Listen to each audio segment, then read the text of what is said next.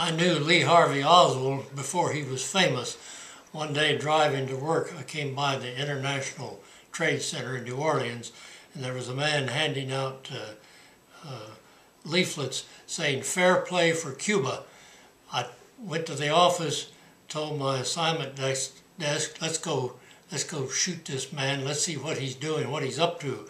So they brought Lee Harvey Oswald back after they shooting him down in front of the International Trade Center where he was picketing, and we interviewed him for TV about 5 minutes, and then I did a half-an-hour radio talk show with him.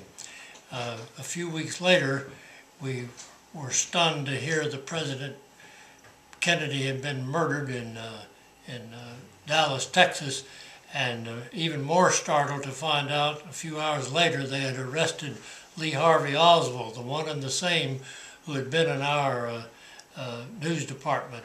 So we pulled together all our tapes and films and supplied the film interview to NBC, and provided the tape, the half-hour tape, to Associated Press. And all these stories went around the world because we were the only ones who had ever recorded Lee Harvey Oswald, as far as we knew.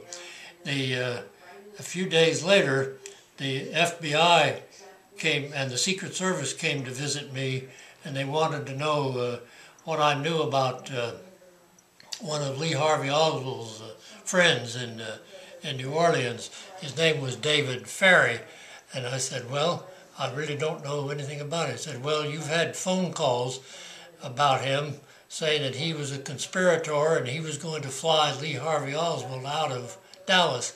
I said, well, I'm sorry, I didn't. I said, you must have been tapping my phones. And they looked at me and growled, but didn't do anything. A day later, I got a call. They asked me if I would come down and talk with David Ferry, who was in jail. They'd arrested him as a potential suspect. And they said he wouldn't talk to them, and he said he would talk only to John Corporon because he did editorials for WDSU TV, and he was fair-minded.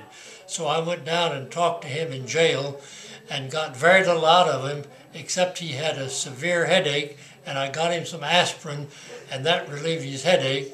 And after spending maybe 10 minutes with him, I left. The Secret Service continued to talk to him, and as far as we know, he was totally innocent, and they had a bum steer, probably from the district attorney of New Orleans, who was always chasing phantoms, and I think David Ferry was one of Jim Garrison's phantoms.